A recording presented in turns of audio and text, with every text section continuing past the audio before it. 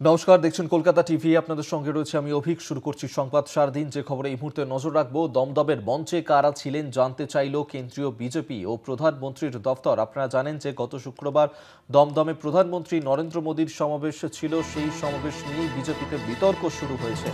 বিজেপির এক নেতা সরাসরি ইমেল করে মোদী ও অমিত শাহকে অভিযোগ করেন। তারপরই রাজ্য নেতৃত্বের কাছে বিষয়টি জানতে চাওয়া হয়। আপনারা জানেন যে গত শুক্রবারে দমদমে সেখানে প্রধানমন্ত্রী নরেন্দ্র মোদীর সমাবেশ ছিল এবং সেই সমাবেশে একাধিক বিজেপি নেতা, তাদেরকে আমন্ত্রণ জানানো হয়নি, যা নিয়ে শুরু হয়েছিল বিতর্ক।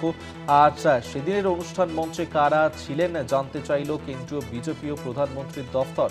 দমদমে মোদীর সমাবেশ নিয়েই বিজেপিতে শুরু হয়েছে বিতর্ক, শুরু হয়েছে বিজেপির এবং তাতেই বিজেপির এক নেতা তিনি এবার সরাসরি ইমেল করেছেন প্রধানমন্ত্রী নরেন্দ্র মোদী এবং অমিত শাহকে। তিনি অভিযোগ জানিয়েছেন এবং তারপরেই রাজ্য নেতৃত্বের কাছে বিষয়টি নিয়ে জানতে চাওয়া হয়েছে। গত শুক্রবার প্রধানমন্ত্রী নরেন্দ্র মোদী তিনি এ রাজ্যে এসেছিলেন।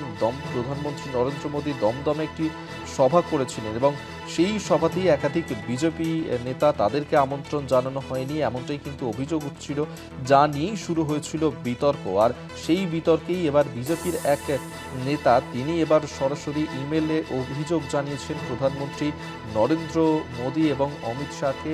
আর সেই নিয়ে কেন্দ্রীয় নেতৃত্বের তরফ থেকে বিষয়টি নিয়েই জানতে চাওয়া হয়েছে রাজ্য নেতৃত্বের কাছে।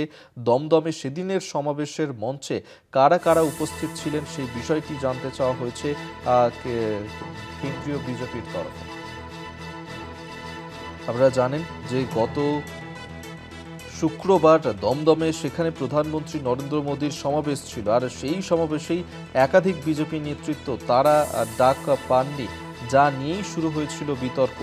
আর দমদমের সমাবেশ নিয়ে বিজেপিতে সেই বিতর্কেই এবার বিজেপির এক নেতা তিনি সরাসরি ইমেল মারফত অভিযোগ জানিয়েছেন প্রধানমন্ত্রী নরেন্দ্র মোদী এবং অমিত শাহকে এবং তারপরেই রাজ্য নেতৃত্বের কাছে এই বিষয়টি নিয়ে জানতে চাওয়া হয়েছে কেন্দ্রীয় বিজেপির তরফে। কেন্দ্রীয় বিজেপি এবং প্রধানমন্ত্রীর দপ্তর থেকে জানতে চাওয়া হয়েছে দমদমের সমাবেশ মঞ্চে কারা সেদিন উপস্থিত ছিলেন।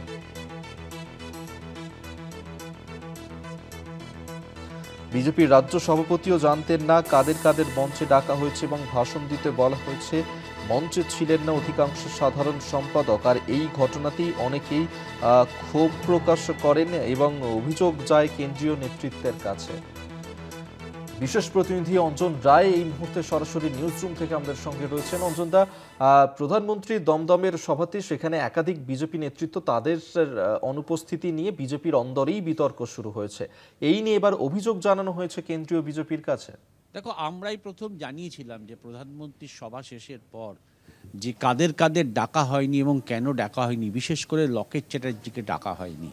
এবং রাজ্য সভাপতি তিনি প্রোগ্রাম অনুষ্ঠানটা শেষ হয়ে যাওয়ার পর সঙ্গে সঙ্গে লকেট চ্যাটার্জিকে ফোনও করেছিলেন যে কেন তিনি আজকে নেই।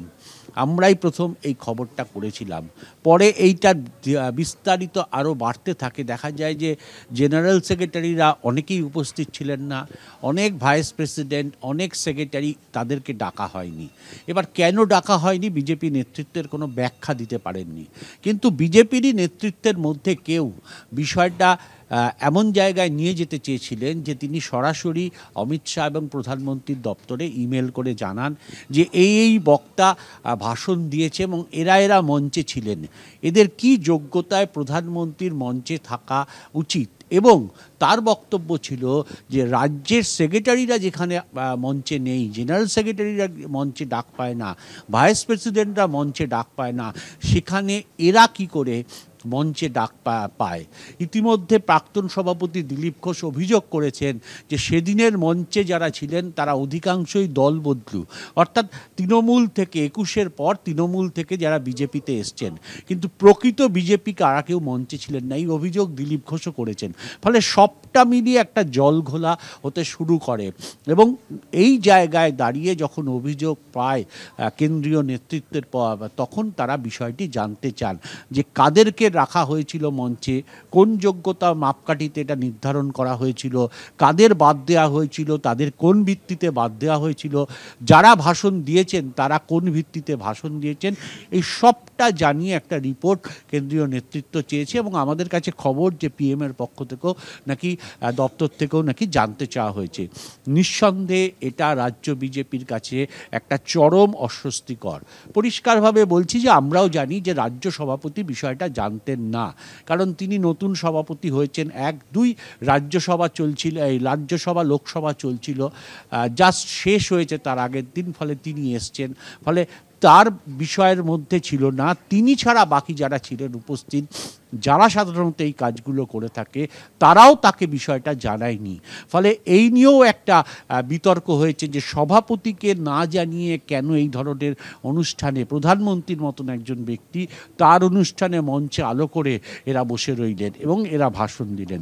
ফলে বিতর্ক চলছে এবং অস্বস্তিতে রাজ্য নেতৃত্ব, যেহেতু কেন্দ্রীয় নেতৃত্ব জানতে চেয়েছে যে কোন ক্রাইটেরিয়া এদেরকে বসানো হয়েছে এবং এদেরকে বলতে, ভাষণ দিতে দেওয়া হয়েছে, নিঃসন্দেহে জানাতে হবে, যেহেতু কেন্দ্রীয় নেতৃত্ব জানতে চেয়েছেন। কিন্তু গোটা ঘটনাকে কেন্দ্র করে কার্যত অস্বস্তিতে এবং দলের মধ্যে বিতর্ক শুরু হয়েছে যে কোন সাহসে সভাপতিকে না জানিয়ে এই কাজ করলেন, কারা করলেন, তাদেরকে দলে চিহ্নিত করা হোক এবং বিজেপির বিধান অনুসারে তাদের বিরুদ্ধে শাস্তিমূলক ব্যবস্থা নেওয়া হোক। আপাতত দলের মধ্যেই এটা এখন বড় বিষয় হয়ে উঠেছে। একেবারেই। আপাতত ধন্যবাদ জানাবো আপনাকে। বিশেষ প্রতিনিধি অঞ্জন রায় এতক্ষণ সরাসরি নিউজ রুম থেকে আমাদের সঙ্গে ছিলেন।